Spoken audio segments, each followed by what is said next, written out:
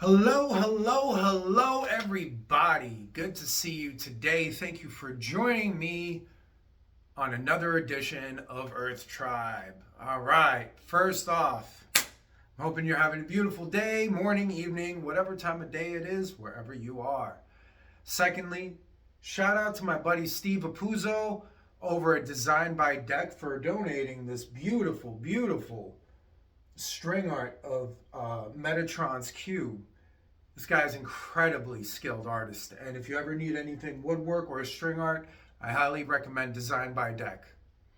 All right, so let's jump right into it. What's the topic of today? Well, today we're going to talk about the paradigm. Now, what do I mean by the paradigm? Well, the definition of paradigm is a theory or group of ideas about how something should be done, made, or thought about. That pretty much nails it. So, what do I mean by the paradigm?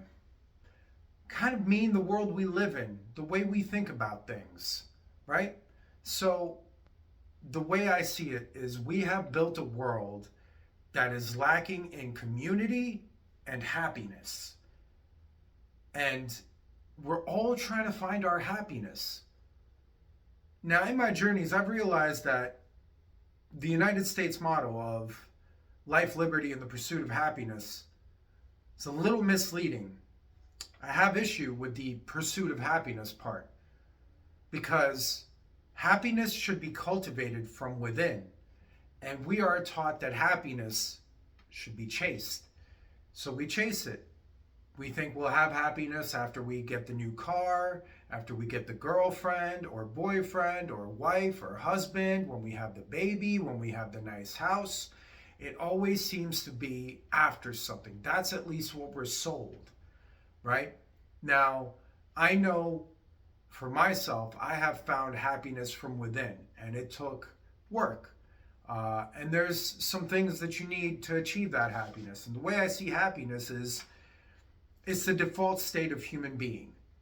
Meaning if you're sad or depressed or anxious, those are warning lights on the dashboard of your car. And they're essentially signaling that you're maybe missing something, whether that be community, health, etc. So, how did we get here? Well, the way I see it is, we at one point were afraid. And from fear came bad ideas. And from bad ideas came trauma. And trauma led to more fear. More fear led to more bad ideas. More bad ideas led to deeper and stronger trauma. And this cycle seems to be repeating itself. And I think most of us could agree that the world seems to be on a downward spiral right now. And while there are positive things happening on occasion, for the majority of us, life seems to be getting more difficult. So, who do we blame? Who is the enemy? Well, the enemy, I have realized, is no single person or group of people. It's not a certain set of religions. Like, it's not religious people, it's not Christians, it's not Muslims, it's not Buddhists, it's not Hindus. It's ideas. It's a group of ideas, which leads me back to the topic of today's video. The paradigm is the enemy. This system that we've created, that is the enemy, right? Now, when I tell people this, and I say we need to change this, we need to destroy this system of ideas, right? The response I often get is, but it's too big to change. It's too difficult to change. You'll never change it. Sometimes people say it's inherent in our nature, which I just refuse to believe. What I know is, what I see is that this paradigm, it's like a balloon. It's very large and it casts a very large shadow. And it's very intimidating. It casts a very dark, very long, large shadow, right? But it's hollow. Its only substance is really the air we breathe into it with these ideas. And it has become powerful and self-perpetuating. But again, it is still hollow because we are the ones breathing air into it.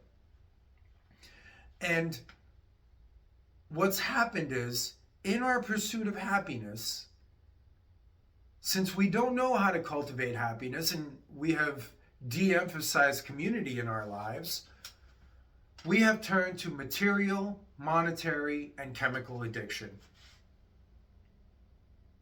One or more of these. And there's an emptiness in addiction. And as a result, because of this emptiness, we need a bigger hit every time. Now, I'm an expert on addiction. I was an alcoholic for many years, along with many other things. But that's a topic for another time. I will tell you this, though. The next fix needs to be bigger. And fear of not getting that next fix is a driving factor. With that in mind, I invite you to consider this. The leaders of our world are addicts. They are addicted to material and monetary possessions and means, really. Our leaders are junkies, essentially. They live in mansions, but we really need to see them as junkies. And as soon as we can rehabilitate them and show them a better way, then the resources that they have, they could share and help us all build a better world together. Because I've learned one thing, that giving feels much better than receiving. So we can really change their minds, show them a better way, and actually show them a path to happiness, because they aren't happy. I assure you. We idolize them and we want to be in their positions, but I've seen interviews with these people. They are not happy people. Their mind is constantly running and they are constantly thinking of that next fix. And they are at a point, some of them, where they have so many means, so much material possession and so much monetary means that they don't even know where the next fix is. And this is dangerous for the rest of us. It really is, because we are sold this idea of infinite growth. But in a finite world, that is unsustainable. We need to learn how to live sustainably. So that's what my movement is all about. That's what the Earth Tribe movement is all about. So I invite you on this journey to fight the paradigm. And that starts with changing the ideas that we hold and realizing that some of the ideas we hold don't serve us anymore. Maybe they never served us. So it is time to kill these ideas. It is time to destroy this paradigm and usher in a new age for this planet, for humanity. Because we are in this fight together, I promise you, the paradigm wants us to believe that we're separated, that we're divided by politics, that we're divided by our religions, that we wear different jerseys and are on different teams. We are on one team. We are on one team. Make no mistake about that. And the world can change. I promise you. I've seen the world change during COVID.